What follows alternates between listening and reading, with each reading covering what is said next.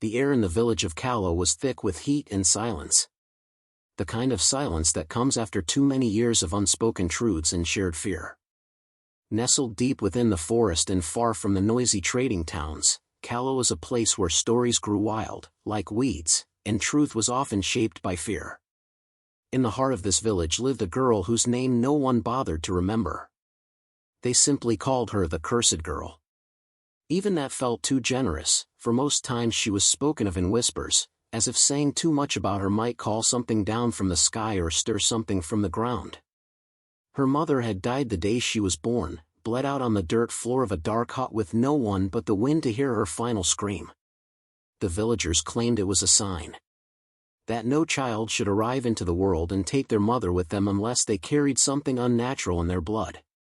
Superstition ran deep in Callow, deeper than the wells, deeper than the roots of the ancient baobab tree that loomed just outside the village border. And the girl had been marked from the beginning. She was taken in by Chief Oduka, her mother's widowed husband, not her real father, but the only guardian she had. A man known for his booming voice, fat rings on each finger, and his short temper that clung to him like a bad spirit. He had not taken her in out of kindness or love. No, he took her in out of obligation, and even that felt like too much. From the moment she could walk, she was given chores meant for grown women. She fetched water before the sun rose, gathered firewood even during the rainy season, and scrubbed the dirt floors of the compound until her hands bled. Chief Oduka never called her by name. He called her you, or thing, or it. On the rare days when drink had loosened his tongue more than usual, he would spit the words, "You took your mother from me, now you will repay it with your life." When he was sober, he ignored her. When he was drunk, he made her regret being born. The villagers did not step in. They had their own children to worry about, and besides, to interfere with a cursed child was to invite the curse into your own home. So they looked away. Even when they saw bruises on her arms, even when they saw her limping from a beating, even when they heard her crying at night from the hut beside the chief's, they looked away. She rarely spoke. She didn't cry anymore. What she did was watch.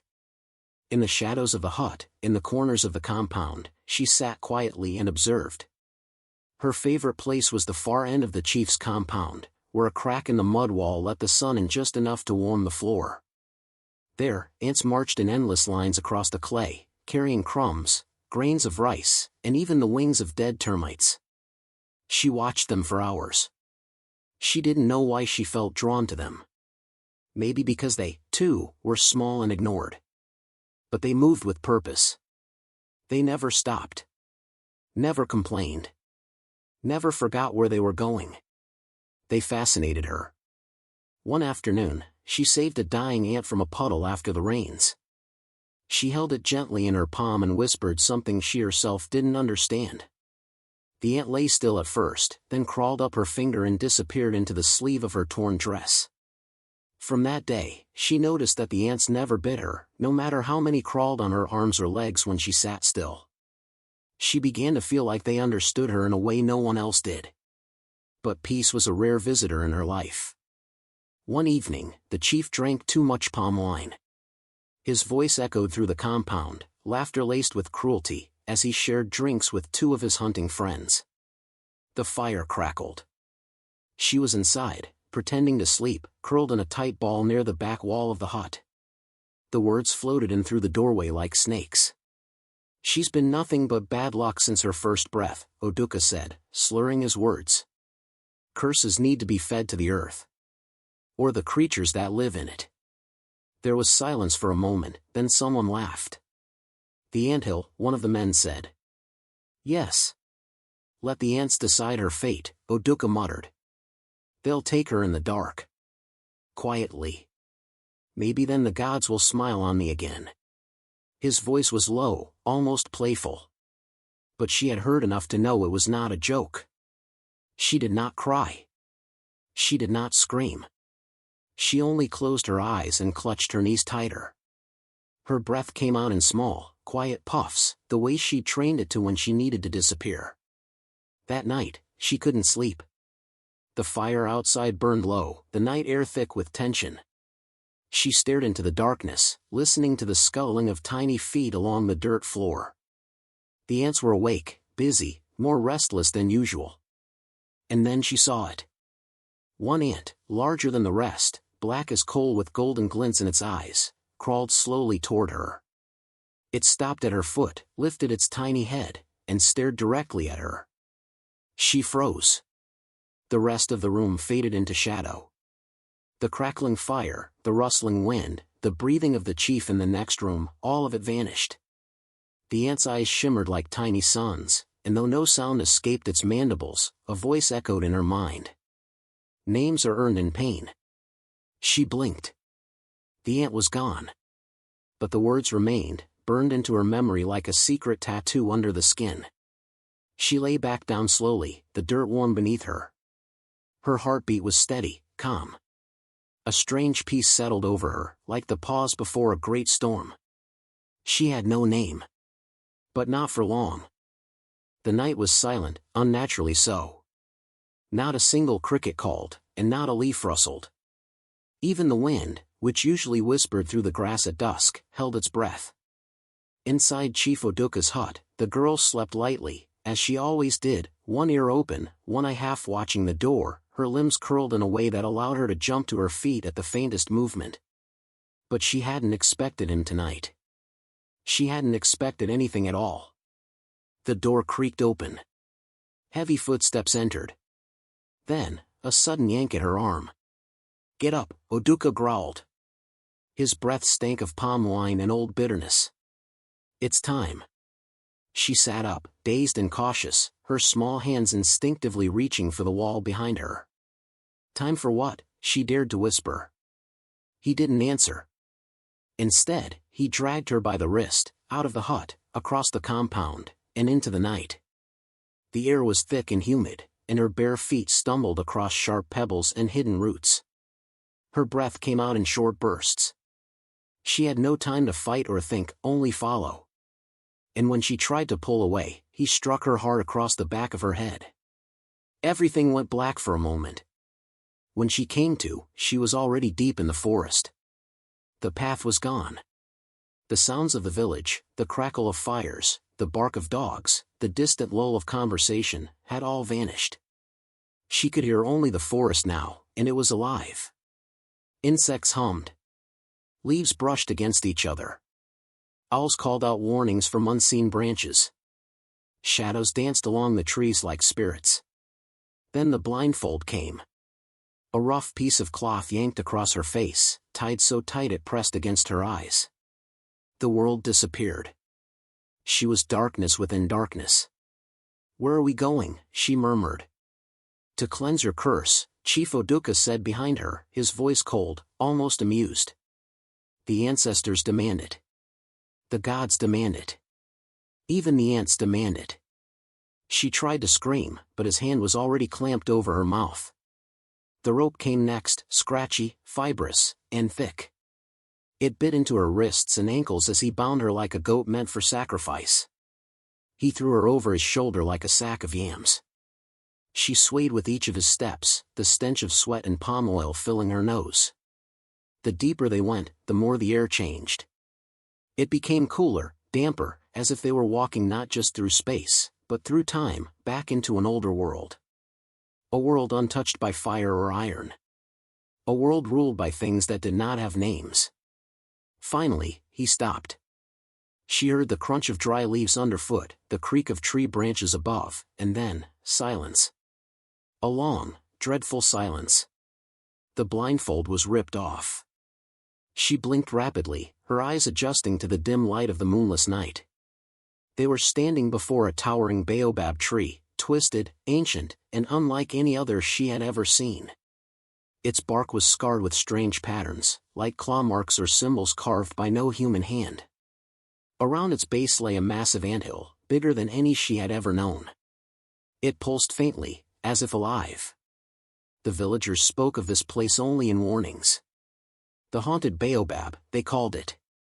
A tree that had never borne fruit, whose leaves never fell, and whose shadow swallowed anything that stayed too long beneath it. Children who wandered too close were said to vanish, taken by the spirits of the forest. She had never believed those stories, until now. Oduka dragged her forward.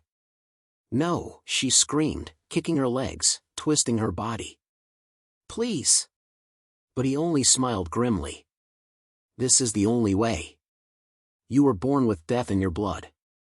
Let the ants decide what to do with you." He tied her to the base of the anthill, pressing her back against its hot, rough surface. Her arms were stretched wide, the rope cutting into her skin. Her legs trembled. Tears streamed down her face as she looked up at the baobab. Its branches twisted like arms reaching toward the stars, as if begging the sky for mercy or vengeance. He stepped back, watching her struggle. "You brought nothing but ruin to this house," he hissed. "My harvests failed. My cattle died. The rains forgot my fields. Since your birth, I've lost everything. This will end it." And then he was gone. No footsteps, no retreating figure. He simply disappeared into the forest, as if swallowed by the night. She was alone. The wind picked up, carrying with it a smell she couldn't name, earthy, metallic, ancient. She looked down at the base of the anthill. Movement. Hundreds, no, thousands, of ants began to pour from its many holes. At first, they came slowly, like cautious scouts. Then faster. More and more. A river of black bodies and shiny backs.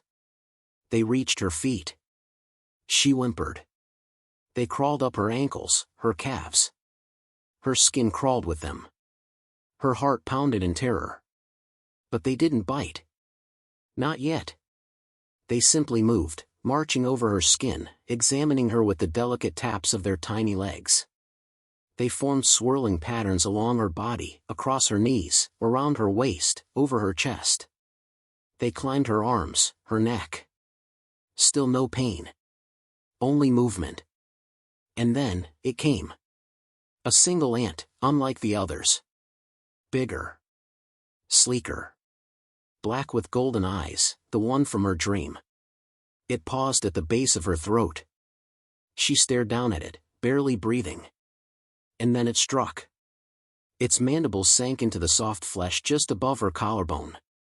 The pain was blinding, sharp, burning, immediate. She screamed. It was not the scream of a frightened girl. It was not a plea for help. It was the scream of transformation. As the sound tore from her throat, the anthill shuddered behind her. The ants began to move differently now, faster, more purposeful. They seemed to dance around her, forming a spiral that reached up the trunk of the baobab tree. Beneath her feet, the ground began to hum. Something stirred below. Not an animal. Not a person. Something ancient. Older than the village. Older than the tree. Older than fear. And it was waking up. At first, there was nothing but blackness, thick, suffocating, endless. Then, a strange humming sound began to grow, like the song of 1,000 wings beating in unison. The girl drifted in that darkness, floating between pain and numbness, time and stillness. Her limbs didn't respond. Her mind flickered like a dying flame. She was no longer in her body, but she wasn't gone either. And then, she was falling. Not in the way a person falls from a tree or a cliff, but deeper, inward. Down into something unseen. She plunged through layers of soil and silence, until the world changed around her. She landed softly on a ground that shimmered like obsidian. The air buzzed with life, though no birds sang, no animals moved. Giant ant towers, shaped like cathedrals, rose from the earth in all directions. The sky above was not sky at all, but a shifting canopy of roots, glowing with pulses of amber light. Ants, large, radiant, and majestic, moved in synchronized formations. They carried leaves, stones, even pieces of bone, and worked together in perfect, sacred rhythm. She stood at the center of it all. A figure approached, taller than her, cloaked in shimmering black and gold. The creature's head bore a crown made of thorns and wings. It was not monstrous, but regal. Elegant. Its eyes burned with wisdom so old it could not be measured in years. "I am the Ant Queen," the voice echoed, not in the air, but in the girl's bones. It was not spoken, but felt. Understood. The girl opened her mouth, but no words came. "You have been chosen," said the queen. "You have suffered. Now, you will rise." The queen extended one long, graceful limb toward the girl's chest, and touched the place where the golden-eyed ant had bitten her.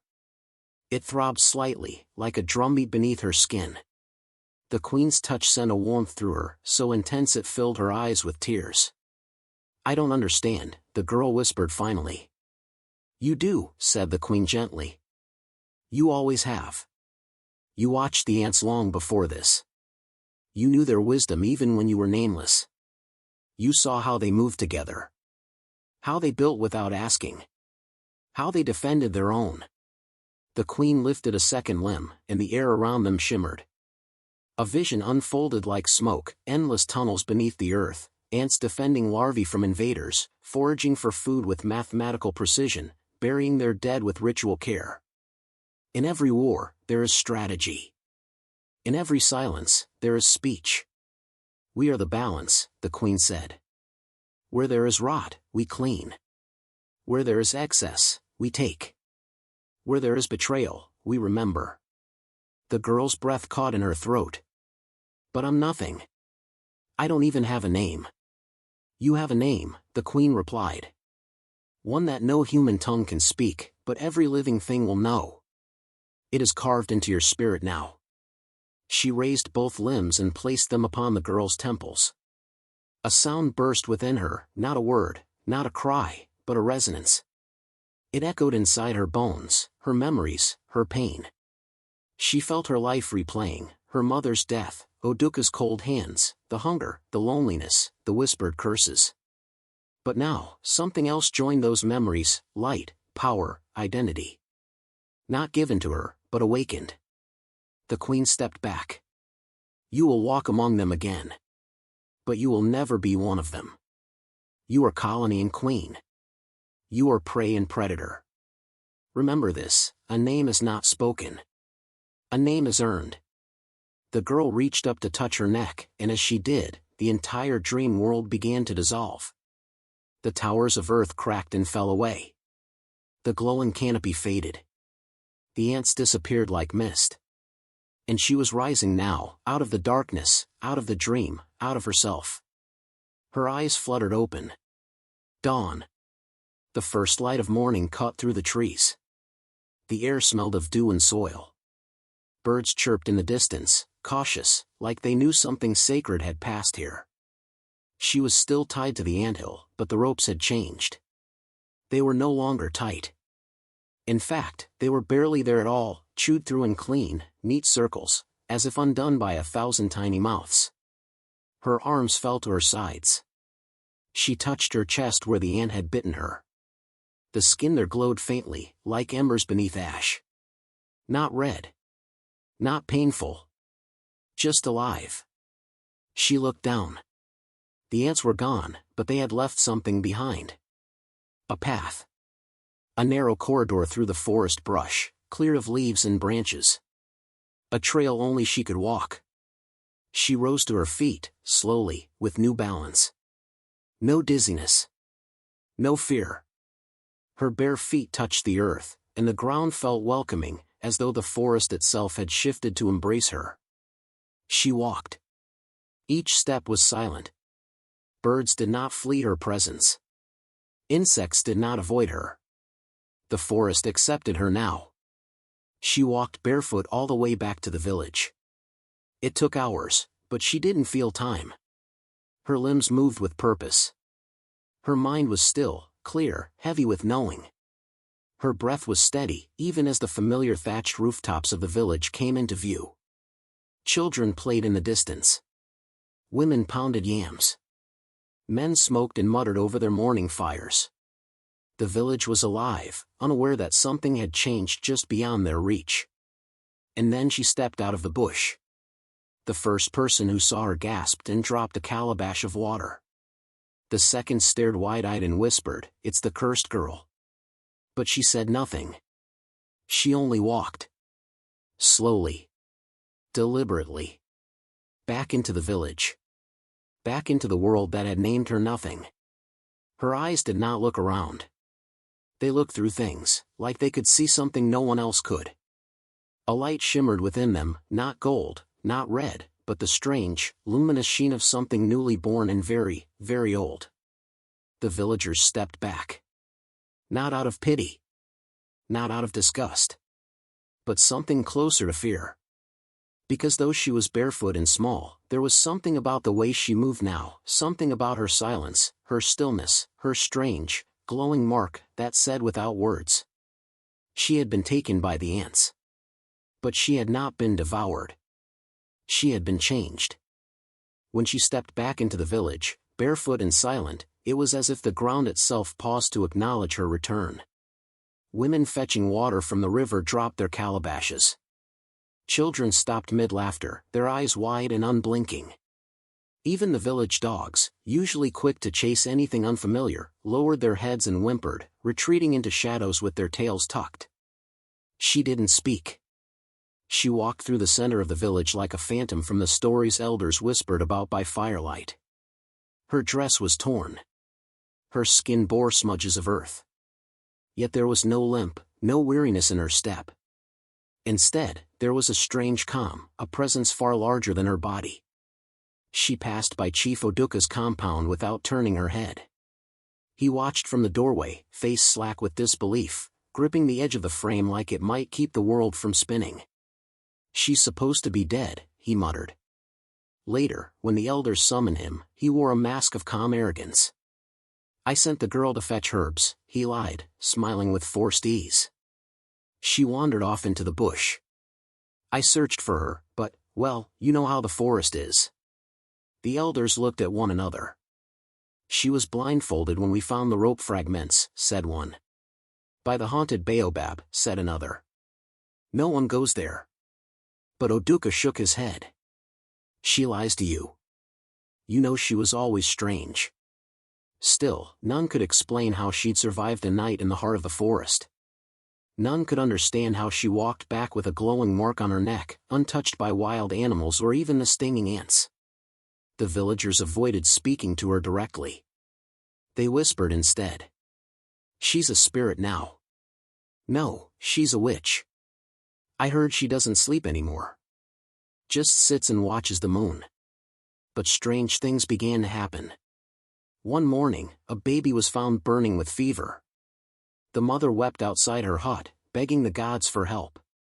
The girl approached silently, knelt beside the child, and placed her hand on his chest. She whispered, not in words, but in something softer, older. The child stopped crying.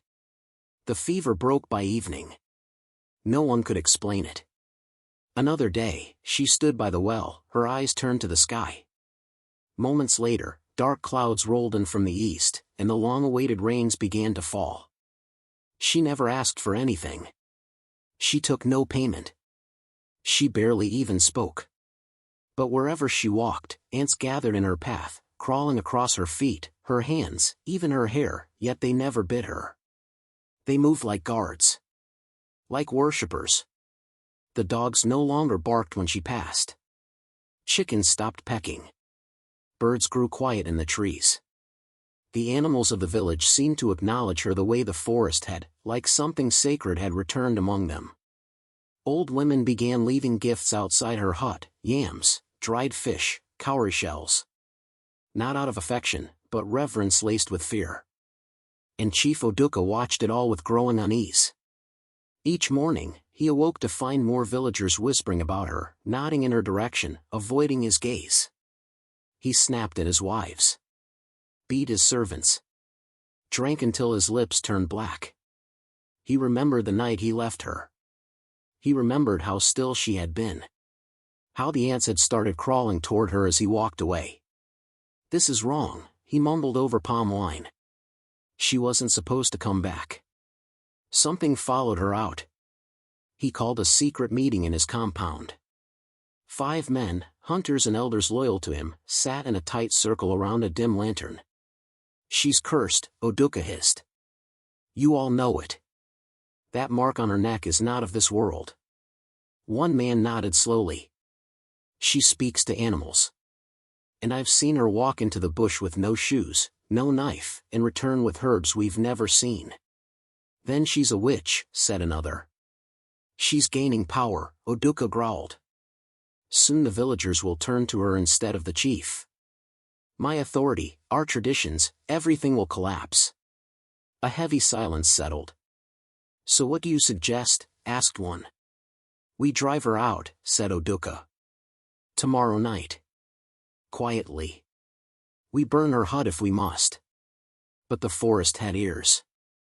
That night, as the moon rose like a silver blade in the sky, the village changed. It began with the sound, soft at first, like leaves rustling in the wind.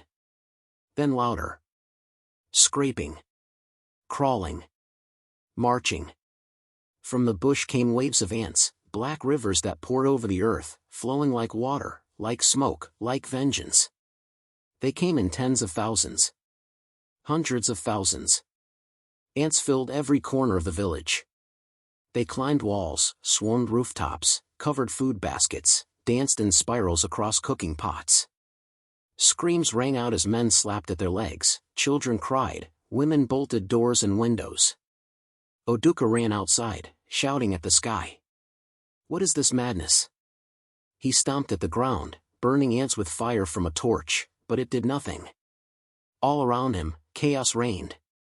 And yet, at the center of it all, there was silence. The ants swarmed every hut, every corner, except one. Hers. Her hut stood untouched. Not a single ant approached it.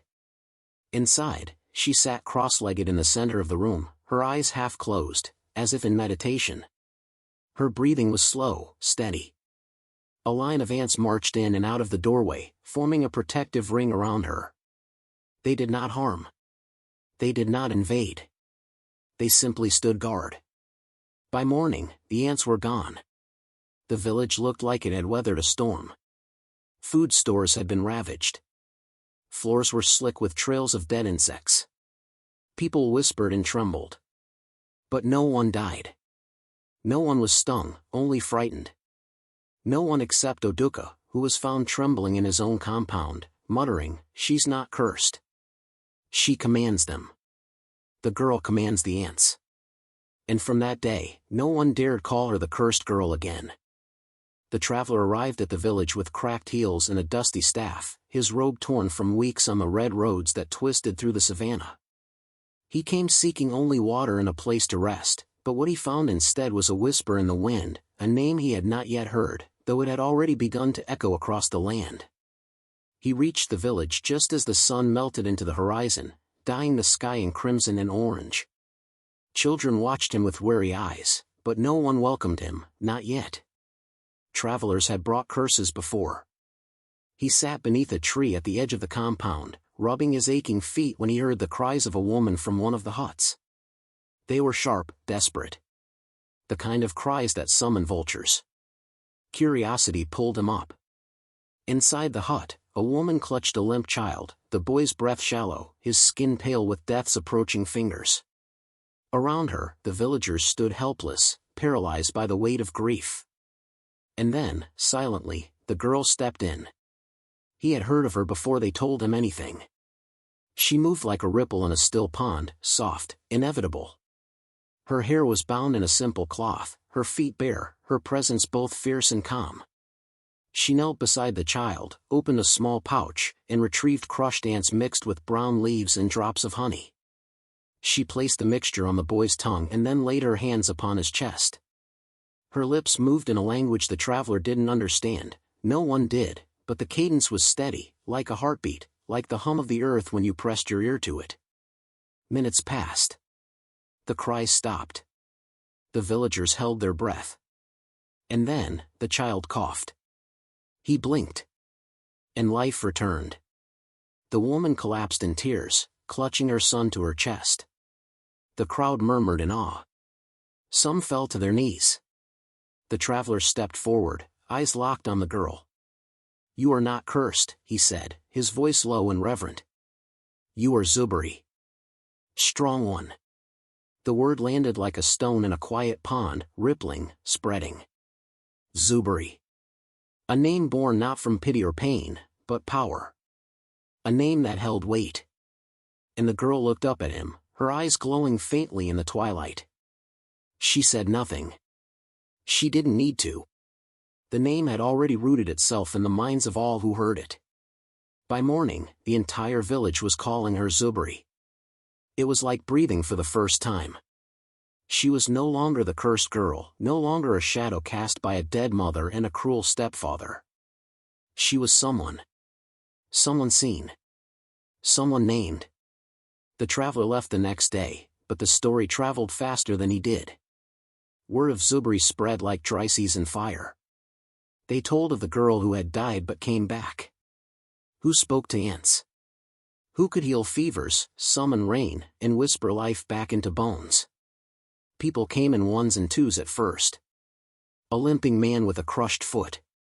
A woman who couldn't carry a child to term. A boy haunted by night spirits. They all came to Zubri. She welcomed them with her silence. She always listened before she acted. Her cures were never rushed, and never ordinary.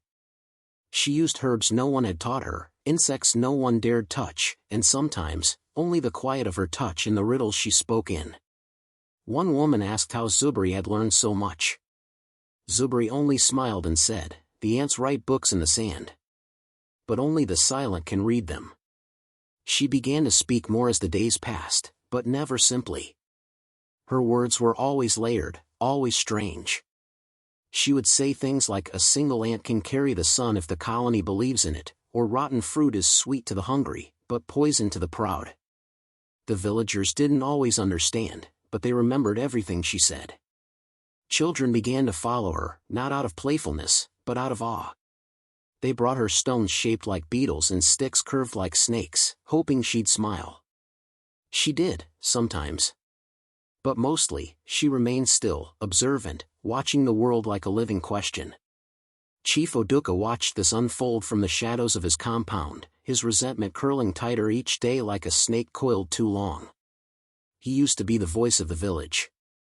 Now, people came to him only for formal matters, land disputes, cattle loans, but when it came to matters of the heart, the body, or the soul, they went to Zubri. One afternoon, during a village gathering, the elders debated whether to start planting early or wait for more rain. "Let's wait," said Elder Bako. "The sky is uncertain." "No," said another. Zubri said the ants are building higher mounds. "That means rain will come soon." And that was that. Even the elders deferred to her now.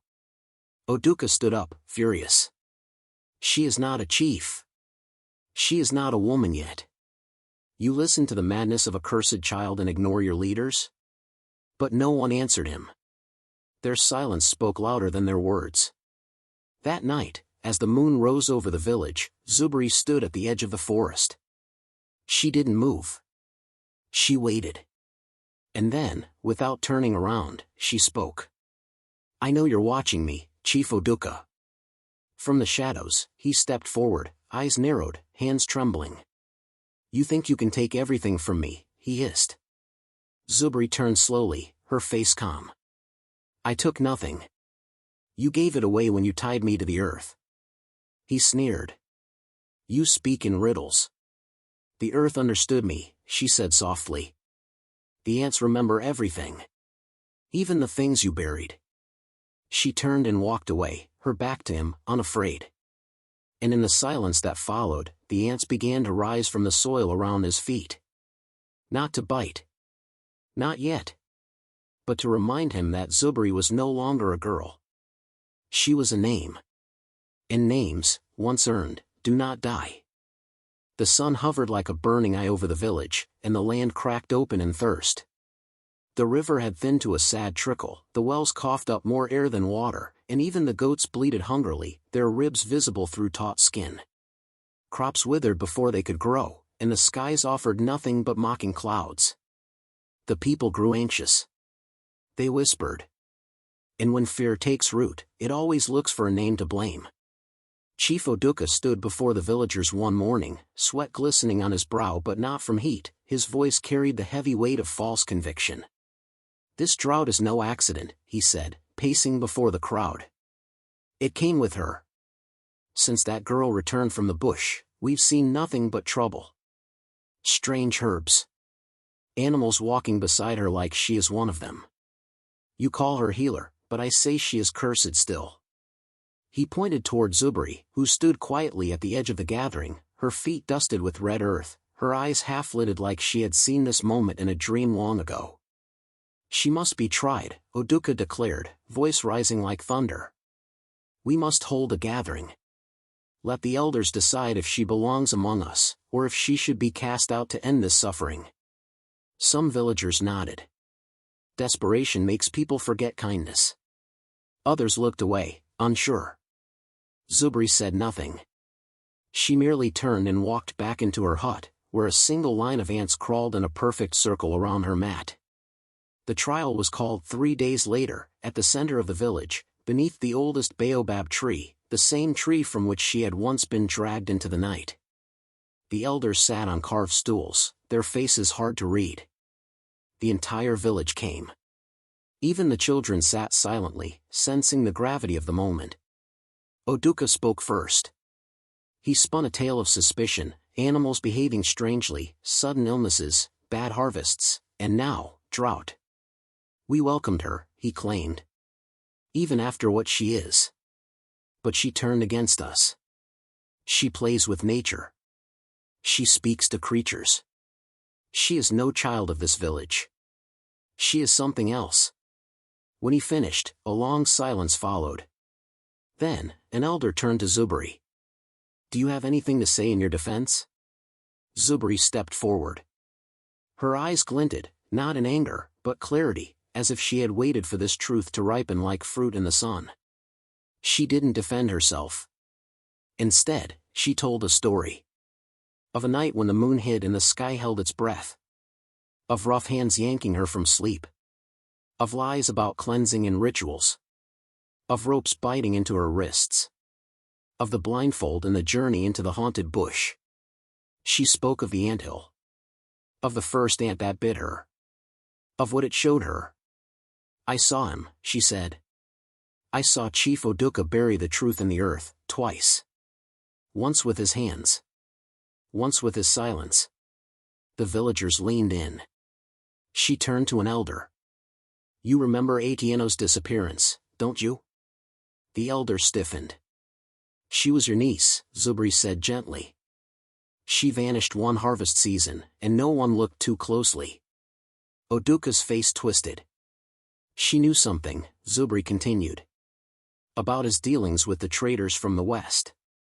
She saw him exchange more than just cattle. She knew about the herbs he stole from the healer's hut and sold in secret." He silenced her. A gasp rippled through the crowd. Another woman stood. Her voice shook. "My son found a bracelet in the forest once. We thought it was Atieno's. Oduka said it was nothing." Zubri nodded. "And the earth never forgets. It remembers where the bracelet fell. Where the body lies." A murmur grew into a wave of voices. "He lied. He was her stepfather, how could he? He said she was cursed, was that the curse, to see too much?" Zubri turned to the elders. "You asked for truth. I did not summon this drought. But the earth is thirsty for justice. That is why it cracks." Oduka's rage exploded. "Lies. All of it. She poisons your minds. She has no proof." Zubri stepped back, looked down, and said only 5 words. "The colony reclaims what it lent." And then, before anyone could react, the earth beneath Oduka groaned. A rumble, deep and sudden, shook the ground. Cracks formed around his feet. The villagers screamed and scattered as the red earth gave way with a loud crack, and Oduka stumbled, his hands clawing the air. He fell. Into the earth. Into a hollow space that had waited beneath him, just under the surface. An ancient anthill, collapsed with precision, its tunnels brittle and empty except for the swarm now rising up in fury. Ants poured out, not in chaos but in formation. A perfect circle around the hole. They did not attack anyone. Only waited, guarding the place where he had vanished. Silence fell. No one moved. Zubri lowered her eyes, then turned and walked away without a word. The elders said nothing. The villagers whispered. But this time, they did not call her cursed. They said, Zubri spoke, and the earth listened. And from that day, none questioned her place again. The trial was over. Justice had taken root. And the ants had reclaimed their debt. The village no longer spoke of Chief Oduka. His name became a hush, a lesson, a warning. The place where he fell was left untouched, ringed with stones by trembling hands. No one dared disturb it, not even the goats grazed near it, as if they sensed the soil itself carried a memory too powerful to forget. Zubri did not speak of him either. She simply lived. And the way she lived began to change the village. Each morning, she stepped barefoot into the waking earth, listening. She walked the paths of the forest like a breeze, her hands grazing leaves and her eyes always scanning the horizon for the unseen. Children followed her, mimicking her soft steps, their arms outstretched like wings. They called her Mamamchwa, mother of ants, giggling behind her like a trail of joy. But the joy was real. The drought, which had nearly broken the village, began to lift. Rains came, not in storms, but gentle mists that fed the roots slowly. Crops sprouted again. Where once there was dust and cracked clay, there were now green shoots, flowers, and vines twining around the ruins of old huts. Zubri didn't lead with words. She led with action. She helped rebuild the broken homes. She planted gardens using composted soil mixed with crushed dried ants and the soft bark of a rare tree found only near the baobab grove. At first, the villagers were hesitant. But then the tomatoes grew the size of mangoes. The yams tasted sweeter than before. Soon, everyone wanted to learn. The women came with questions. The children brought seeds. Even the elders sat by her fire in the evening, pretending to talk of the past while secretly listening for her insights. When she spoke, the words were few, but they always landed like seeds in fertile soil. Don't ask the sky for rain, she said once. Ask the roots what they remember. The villagers puzzled over her riddles, then marveled when they came true. She taught them how to listen to the ground, how ants moved differently before it rained, how the leaves curled slightly on the days when the soil needed rest, how certain birds cried out in warning before disease swept through the goats. There were no books. No ceremonies. Only rhythm. Only memory. Zubri, the girl once tied to an anthill, now sat on a carved stool at the center of the village when decisions had to be made. But she never asked for power. She gave only what was asked of her. And still, her eyes returned again and again to the forest. Often, she wandered beyond the village, through the thick undergrowth and quiet trees. She moved like a shadow, unseen by hunters and birds alike. She returned always to one place, the haunted baobab. The villagers, who had once feared that tree, now left it untouched. They had seen her stand before it, silent for hours, her fingers brushing the bark like it was a lover's skin. They had seen the ants crawl from its roots, not in swarms but in graceful lines, climbing into her open palms. She never flinched. She only closed her eyes. Some swore they saw the ants shimmer when they touched her. Others believed they were speaking to her. She's not just the ant daughter, an old woman whispered once. She's their queen in disguise. And perhaps she was. One night, long after even the drummers had gone silent and the village fires were reduced to coals, a child awoke to fetch water. Her jug was cracked, and her mother was asleep. She crept through the darkness barefoot, careful not to wake the dogs. As she passed the edge of the forest, she saw a soft light flickering near the baobab tree. She froze. Curiosity overcame fear. She moved closer, hiding behind a shrub. Her breath caught in her throat. There stood Zubri, bathed in silver moonlight, her back straight, her arms extended outward. Before her, emerging from the base of the baobab like a creature of myth, was an enormous ant, its body glossy black with veins of crimson, its head wide as a drum, its eyes glowing faintly like dying embers. The queen ant. Zubri was speaking. But not with words. Her lips moved, yes, but what came out was a clicking, rhythmic chitter, the language of ants. The queen responded in kind. Their voices overlapped in a strange, hypnotic harmony, like rain tapping on wood and fireflies blinking in code. Then, Zubri raised her hand. The queen lowered her head. And for a moment, girl and insect touched, palm to mandible, flesh to chitin. The child's knees buckled beneath her. She scrambled away, heart pounding, forgetting the water entirely. By morning, she told no one. But others began to notice the change. That week, all the diseased goats in the village recovered. The stream grew clearer. A row of forgotten graves near the forest bloomed with white flowers no one had planted. And Zubri?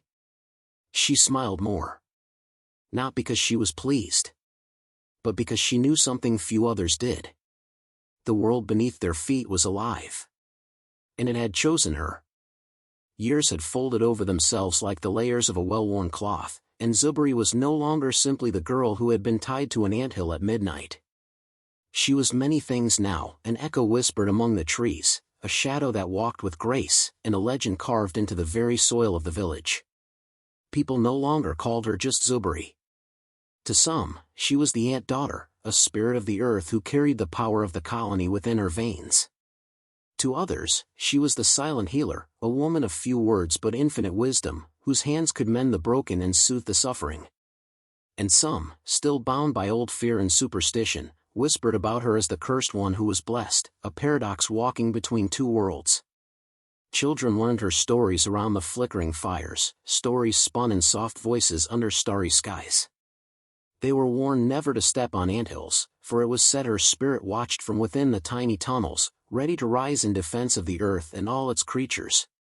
The elders nodded gravely when the tales were told, acknowledging a power older than their laws. Her hut stood on the edge of the village, a humble structure woven from mud and grass, open on all sides as if welcoming the wind to pass freely through it.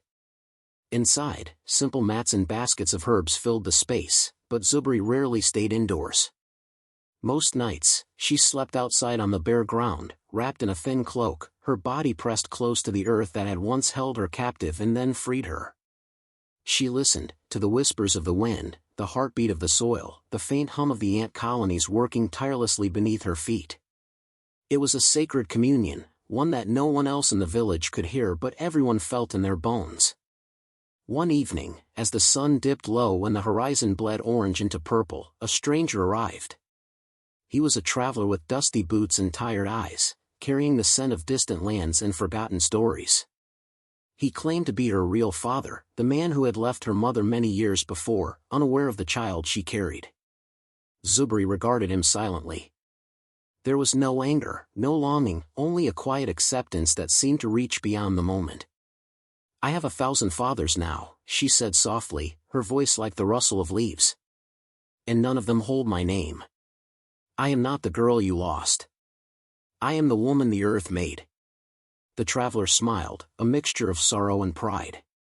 He understood then that her roots were no longer tied to a single man or place but to the vast, living network of life itself. That night, under a new moon's shroud, Zubri slipped into the forest once more. The villagers watched from afar, their breaths held tight in their chests. She walked deeper than she ever had before, to the place where the ancient baobab tree stood sentinel over the land. As she reached the tree's massive trunk, the anthill at its base began to glow, a soft, golden light pulsing like the heart of the earth.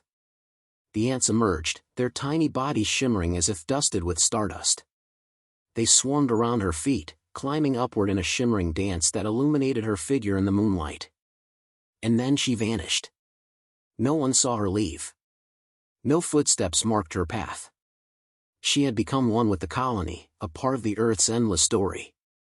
From that night forward, the village changed once again. Every girl born under the light of a new moon was given a special name, names whispered in dreams, names that began with the letter Z. They believed these names carried the blessing of Zubri, the strength of the colony, the resilience of the earth, and the promise of a new beginning. The girl with no name had become the woman with 1,000 names, and her story lived on, in every whisper of the wind, in every march of the ants, and in every heart brave enough to listen.